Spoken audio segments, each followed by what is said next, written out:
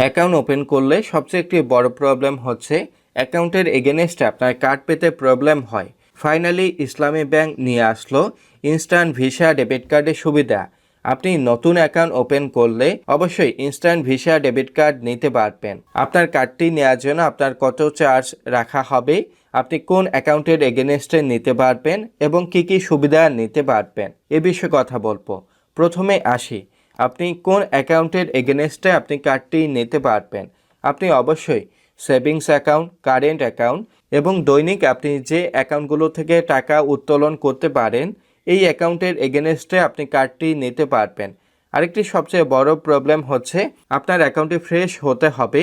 আপনার অ্যাকাউন্টের সাথে কোনো কার্ড লিঙ্ক করা থাকলে এবং কোনো কার্ড অর্ডার করা থাকলে আপনি কিন্তু কার্ডটি নিতে পারবেন না। আপনার নতুন অ্যাকাউন্ট বা পূর্বের অ্যাকাউন্টে কোনো কার্ড অ্যাড করা না থাকলে আপনি অবশ্যই কার্ডটি নিতে পারবেন। আপনার কার্ডটি নেওয়ার জন্য অবশ্যই ৩৪৫ টাকা চার্জ করা হবে। ব্যাংকের ব্রাঞ্চ থেকে আমাকে একটি বিষয় কনফার্ম করতে পারেনি, প্রথমবার কার্ড ইস্যুর জন্য কোনো চার্জ করা হবে কিনা। আমাকে অবশ্যই ব্যাংকের কাস্টমার কেয়ার থেকে কনফার্ম করে আপনাকে কার্ড ইস্যুর জন্য আপনাকে ৩৪৫ টাকা চার্জ দিতে হবে। কিন্তু আমার কার্ডটি নেয়ার পর থেকে একদিন হলো, এখন পর্যন্ত কোনো প্রকার চার্জ দিতে হয়নি। আপনাকে অবশ্যই প্রতি বছর আপনাকে ৩৪৫ টাকা করে চার্জটি দিতে হবে। এরপর আসি, আপনি কার্ডটিতে কি কি সুবিধা নিতে পারবেন।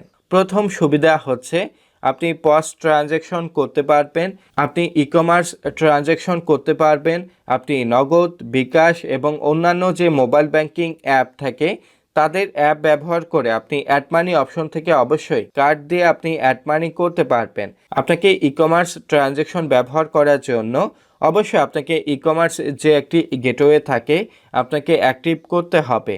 আপনি ইসলামী ব্যাংকের এটিএম বুথ থেকে আপনি দৈনিক ৫০,০০০ টাকা পর্যন্ত উইথড্র করতে পারবেন এবং দৈনিক আপনি কার্ডের মধ্যে আপনি 10টি ট্রানজ্যাকশন করতে পারবেন। অবশ্যই সেলফ ইন অ্যাকাউন্টে আপনি কার্ড অপশন থেকে আপনি কার্ডটি অ্যাড করতে পারবেন। আপনি দেশের সকল ভিসা লোগোযুক্ত এটিএম বুথ থেকে আপনি টাকা উইথড্র করতে পারবেন।